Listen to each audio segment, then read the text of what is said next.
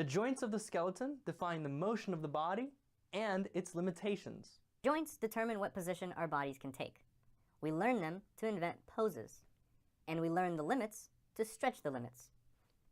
This lesson is about the types of joints in the human body. As artists,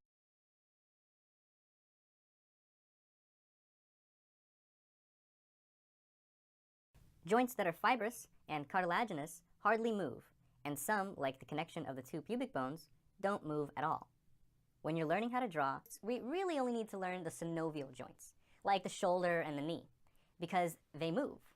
Pay attention to synovial joints, and keep your thoughts away from pubic bones.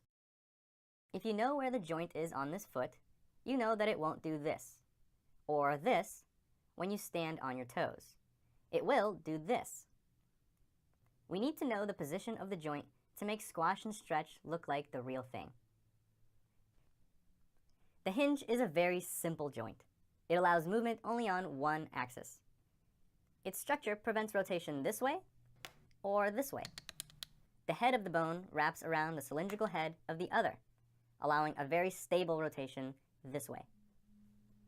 Going back to the terminology from last week, the hinge joint allows flexion and extension. That's it. That's all it does, but it does it well. Like the hinges on a door allow it only to open or close. The best example of it is the elbow. Here's the rotation on a simplified skeleton: flexion and extension. So if the elbow only allows flexion and extension, how is it that we're able to twist the forearm? Well, let's take a look at the next joint, the pivot joint. The pivot joint also allows rotation at only one axis. However, it rotates along the long axis. A cylindrical bone fits into a ring of bone and ligament, like the radial ulnar joint just below the elbow. The cap on the radius bone fits nicely into this notch on the ulna bone. Ligaments complete the ring, holding the bone in place and allow the radius only to rotate inside of it. The result on the forearm is what we call pronation and supination. During pronation, the base of the radius rotates over and around the head of the ulna. The ulna stays relatively still. Remember, the hinge joint at the elbow prevents the ulna from twisting, so all of that twisting happens at the radius. And by the way, the distal joint of the ulna and radius is also a pivot joint. The combination of the pivot at the top and at the bottom creates that twisting motion for pronation and supination. The ball and socket joint. The ball and socket is the champion of all joints. Hooray for the ball and socket. Its structure is just like how it sounds: a ball inside of a socket. This simple and effective structure allows it to move in all axes: flexion, extension, abduction, adduction, rotation, and circumduction.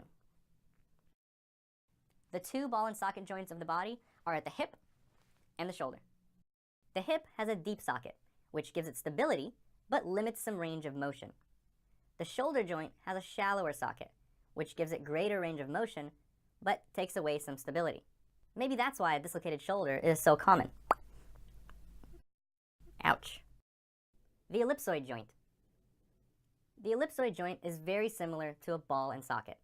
However, the ligaments and its oval shape prevent rotation. But it still has the ability to rotate on two axes, which allows flexion, extension, abduction, adduction, and circumduction. Circumduction is just a combination of all the others in a circular motion. The ball, or oval head, also slides inside the socket. When it rotates along the wider plane, you can see how it pops out too much from the socket, so it slides back into center. A great example of an ellipsoid joint is the wrist, also known as the radial carpal joint. The group of carpal bones rotate inside the socket of the radius. The saddle joint. The saddle joint is similar to the ellipsoid, but the rotation is limited mostly because of the bone structure. The structure of the saddle is very interesting. Both bones have a concave and convex surface. Convex means the surface sticks out like a hill. Concave means the surface curves in like a hole or a cave. The concave plane of one fits on the convex plane of the other. It's like a 3D yin-yang, or a cowboy on a horse. The saddle makes the bottom piece, and the cowboy's legs make the top piece. The legs of the top piece, which wrap around the body of the bottom piece, allow a rotation this way. The body of the top piece can glide inside the legs of the bottom piece. So this unique structure allows the joint to flex, extend, abduct, adduct, circumduct, and very slightly rotate. An example of the saddle joint on the body is the carpometacarpal joint of the thumb. Let's see that baby in action. Finally, the plane joint. Not really as interesting as the others, but deserves our love anyway. It's basically two flat-ish surfaces, one on top of the other. These surfaces can glide or rotate. They usually come in groups, like the carpals of the hand and the tarsals of the foot. Ligaments hold these bones together, but might allow some rotation and gliding. Another plane joint is the acromioclavicular joint. That's the one between the clavicle and acromion process of the scapula. When we elevate the shoulder, the angle in here will adjust to keep the scapula vertical.